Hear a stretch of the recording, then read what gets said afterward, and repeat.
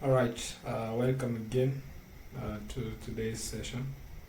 We be talking about deploying the image that we created in our previous lesson to Kubernetes cluster, and we'll be making use of a local Kubernetes cluster using Minikube to deploy the application. At the same time, we'll be able to deploy the MySQL which is needed for this particular application in regard to the database.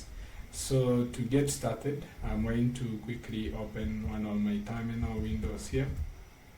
In this case, I'm going to switch over to the location of my application code, and in this case you can see that ls alt, I'm having my employee service project there. So within this, I'm going to create another package directory, which is going to be make-dir. In this case, I'm going to make use of K8. So that is Kubernetes. I'm going to create that particular folder for just storing the files that we'll be using to deploy our application on Kubernetes.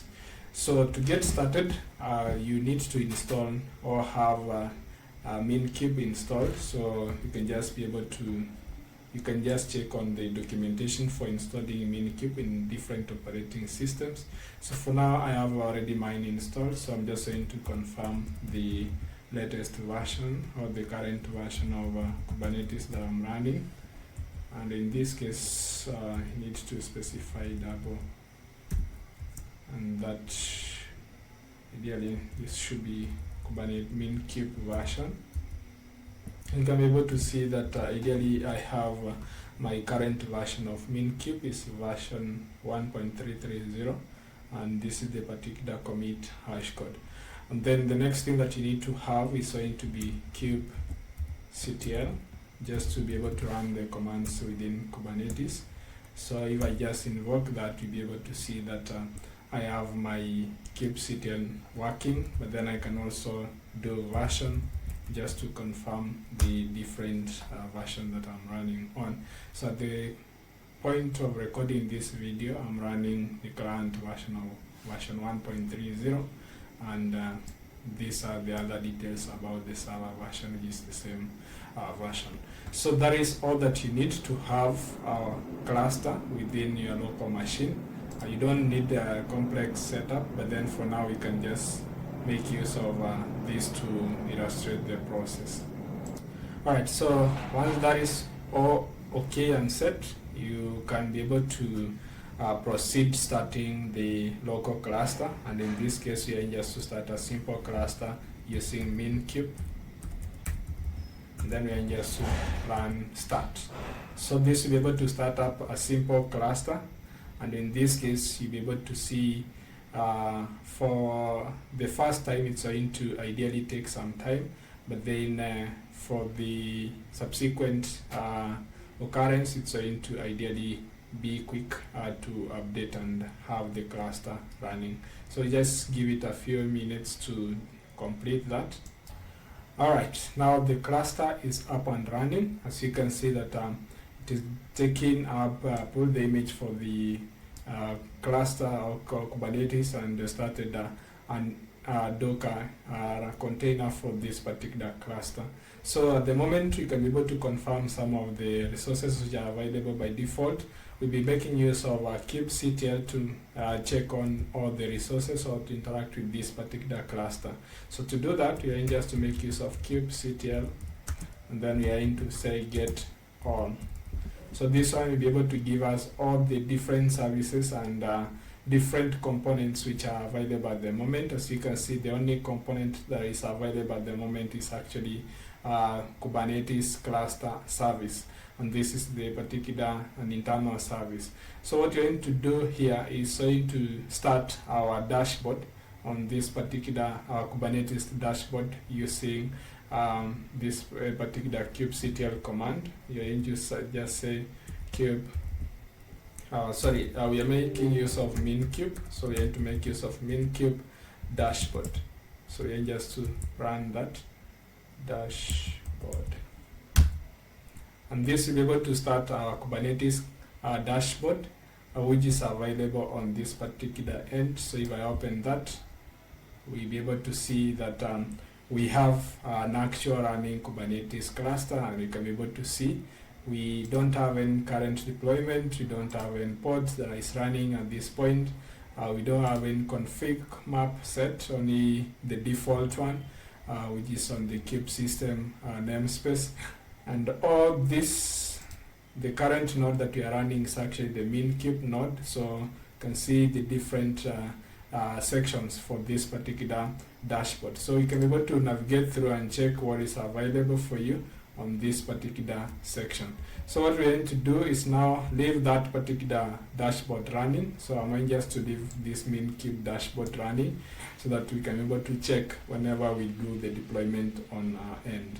So the next thing, I'm going just to open another terminal there, and then cd to codes, and in this case, so I'm going to just cd, then I'm going to cd codes.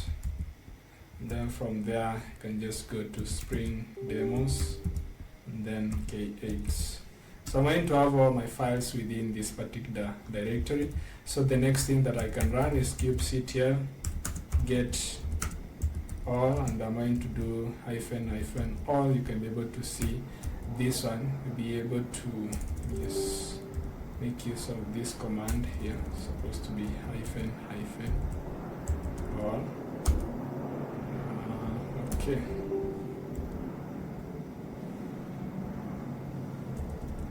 Okay, so this one we are going to check ports, so we can be able to check if we have any ports. So you can see that there is no particular ports running at this particular end. So the first thing that we're going to do is we're going to start with the setup of MySQL database, and in this case we are going to go through all the different sections that pertains to deploying MySQL, and in this case we require to deploy a stateful application, and this particular stateful application will be of MySQL. So what we're going to do is start up the different sections or components that are required to run a stateful application. And to get started, I'm going to quickly have Alright, so to get started, once all your cluster is up and running, so we are in just to work with files, and these particular files will be known as YAML files. So you can see that now I have my folder here. I'm going to create a simple file which is going to be MySQL StatefulSet, right?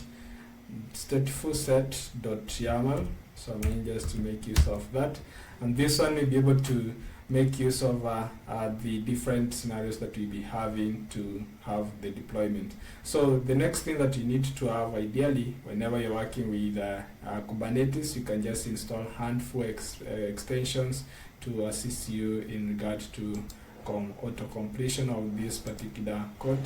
So let me just show you the different extensions that I have. So you can just install Kubernetes, Kubernetes support, and Kubernetes templates, and at the same time you need the YAML file formatters, and you can be able to see that these are my actual YAML language support, so that I can be able to work with this, and then at the same time I need the Docker integration extension. And with that, I'll be set to start up my Kubernetes cluster. So the first thing that whenever you're dealing with stateful applications, that they require some storage. And this particular storage is what you just need to define before you even start working with the database or with the particular stateful application. So we're going to make use of this particular single file to define every component that we require for MySQL stateful application. So what we're going to do here is going to be simple. We're just going to make use of a stateful. Just start typing. Let me just zoom this one out a little bit so that you will be able to see. Then mode, sorry. Zoom. So I'm going just to tap zoom in so that you'll be able to see clearly. Again, zoom in so that you can be able to see the different fonts. So I hope that font is enough for us to see. Now the next thing that you're going to do is just type stateful. So we are going to make use of K8 stateful set. So I'm going just to click that, and for this case we are going to give this one the name MySQL as the stateful application that you want to deploy. You can see that using this particular handful expression or extensions, you are able to have the different sections. So you can be able to see you're going to deploy this one within a namespace of default, and then we're going to give the kind, the name of this particular stateful set to be MySQL. Then this particular merge labels for MySQL is going to merge all the ports which are labeled as MySQL. So this one should be able to match. As you can see, this has to match the labels within the template metadata labels. And then for the replicas, we are just one replica for one running container for MySQL. So I'm going to update that one to that. Then the next thing that you're going to do is this one. I'm going to update this one to 30, which is the default instead of 10. And then for the containers here, we need to specify the container name is going to be MySQL, and then the image is going to be MySQL latest. So we are just to run our latest image from Docker Hub for MySQL. Then the container port that is exposed with MySQL is going to be 3306. So we need to define that. And then the next thing that we need to define is going to be the volumes. And for us to be able to define volumes, we require to set up some environments for this particular MySQL. So what we're going to do is go to Docker Hub and search for MySQL Docker Docker Hub. I think that's what you're going to do. Then this particular MySQL official image, we can just go through a little bit of the documentation, but what I'm going to do, just go directly to the requirements that we need to have. So here just to make use of the default user to be root, and in this case I'm going to require my SQL root password. Now for us to require this one, we need to set it as an environment variable. So what we're going to do is go to our MySQL StatefulSet deployment file. Then one thing that you're going to do after the port, this is going to be called MySQL as the port. Right, so the first thing that you're going to define here after the container, so we need to define the environment. And this particular environment, we are going just to have this particular name. So we are going to start with the name of the environment. In this case, we are going just to have name. And this particular name is going to be MySQL root password. And for this password, we want to get the value from a secret. We are going to see how we store secrets within the application. So I'm going to show you that in a few. But then what you need is the value. And this particular value is going to be the actual password that we intend to use for this particular application. So this password that we're going to store here will be the same for the rest of the application that you're going to run for all the using the same database. Now the next thing, as you can see, that is that we need to have some volume mounts for the stateful application. So what I'm going to do is to remove everything up to that point, and then we start now creating a volume. So for us to have a volume, we need to have a persistent volume component. So this particular persistence volume component will be the one that will be used to define the kind of storage that we require. And that ideally, I just go up here and then introduce double, triple hyphens. And then above it, I'm going to define a persistent volume. So I can just type persistent volume, and in this case we just going to make use of Kubernetes persistent volume, and what you're going to do is going to be giving this particular persistent volume the API version v1 metadata, and the name is going to be MySQL persistent volume. And then the size of storage that you are going to require is going to be, we can just for now testing purposes, we can make use of 1 gigabyte.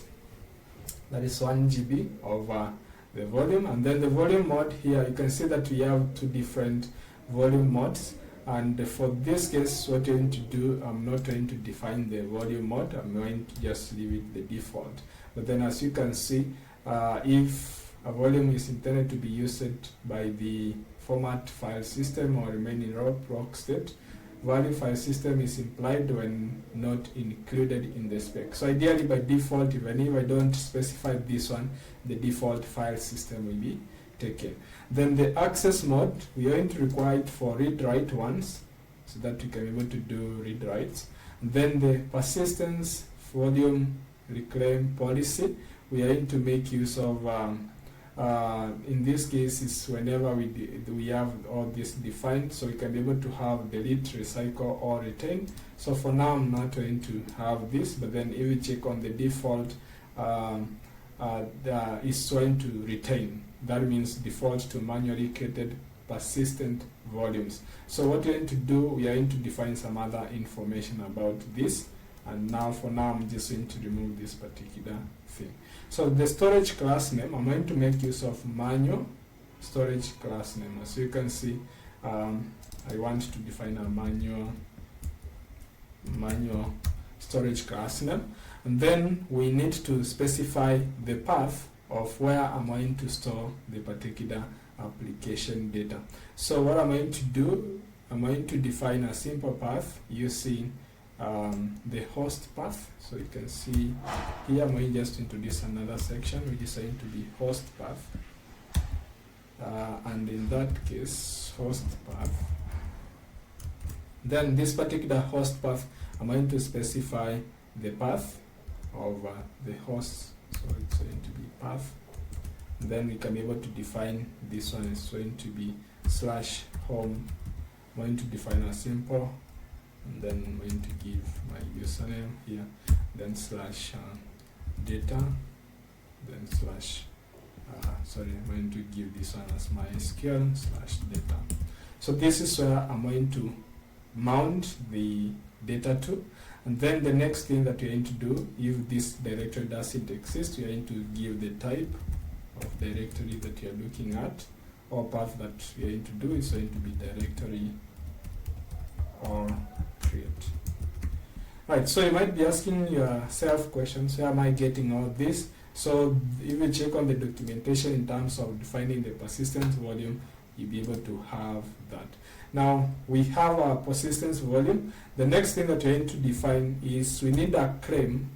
We need us to claim for access to this particular persistence volume. So to do that, I'm going to introduce another component, and this particular component is going to be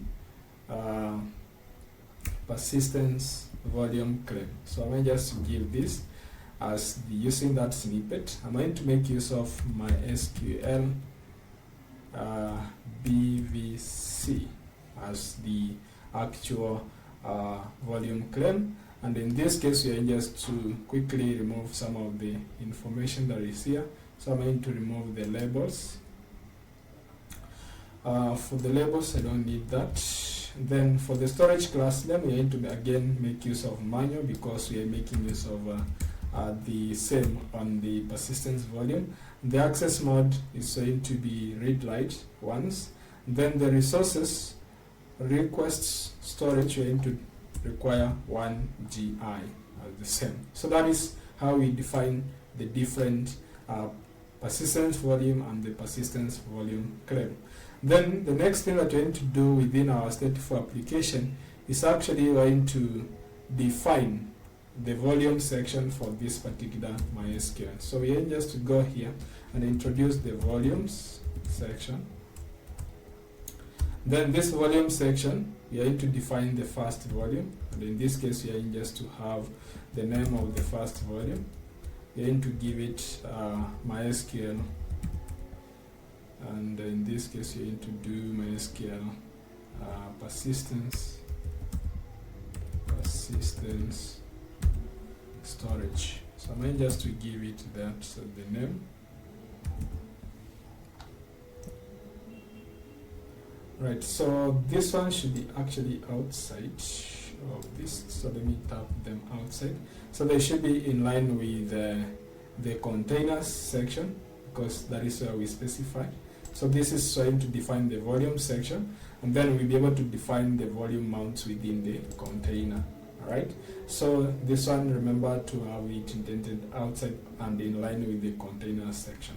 So we are going to define this particular one as using that. You're going to make use of the persistence volume claim. So volume claim, and in this case you're going to define the name of the volume that you want to claim. So we're going to give it as the claim name, and in this case you're going to give the claim that we just created up here, which is going to be MySQL PVC. Alright, so we need that. Then the next thing that we need is going to be us to specify the initialization data. But then for now, I'm just going to leave it as the default. But then the next thing that I want to have is going to be the default database. So you can see from the environment variables, I can specify MySQL database that I want it to be created by default. And then for now, I'm going to duplicate this. Then we are going to have that as MySQL database. And now for our database, we have the database from our application, and we are referring to a default database of employee. I'm going just to have that created at the same time. So I'm going to have that as the value as employee, and then now the password, I'm going to specify my password. So for now, I can just quickly go with this as generic, as my password, generic, to be my password for this particular section.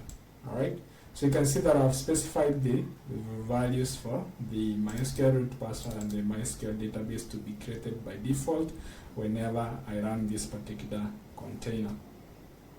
Alright, so that's it.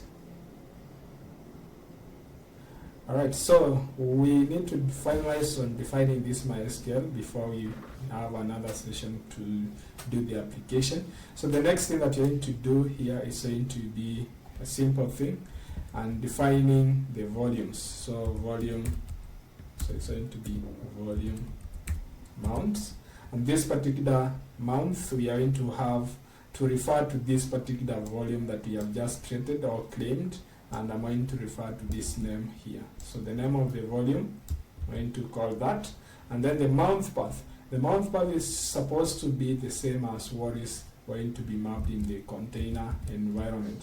So the container environment, we are going to mount this one into var. So var lib and then MySQL. So we are just to mount it there, that way. So you need to have them in line that way. So that means we have managed to actually define everything that we require for this particular stateful application. Now lastly, whenever we are running this particular stateful application, that we be making use of services to expose an internal service to expose the service that will be used to, or the host that will be used to communicate to these particular ports which are indicated within this particular environment. And to do that, I'm going just to introduce it after this particular component. And then down here, we're just going to define another component which is going to be service. So I'm going just to have a service. And then I'm going to make use of K8 service. So in this case, we're going to call this one the service MySQL. Then by default, we are going to make use of a headless service, which means that we don't require IP and port to do that. So in this case, in terms of the type, we are just to leave it as cluster IP, but then I'm going to remove the type. And then the next thing that we need to do is we're going to select this particular ports which are we having this particular label as MySQL, and then we're going to deploy it within the default namespace, and the service is going to be MySQL. Then the next thing that you need to define is the ports. The ports is going, the name is going to be MySQL, and then the protocol is going to be TCP, by default, and then the port we are going to link to is going to be 3306. So we're just going to define that 3306. Now, because it's going to be headless service, we don't want any other additional information. So what we're going to do is to make it headless service, we're going to introduce another section here, which is going to be cluster IP under the spec, and that is going to be none. So we're going to specify cluster IP as none, and this will be able to give us a headless service. So in our next session, we will be able to start this particular MySQL and be able to confirm that we're able to correctly start the MySQL before we proceed to linking it to the image that we just built in our previous session. Thank you. Remember to subscribe and follow for more in regard to this particular Kubernetes deployment. Thank you.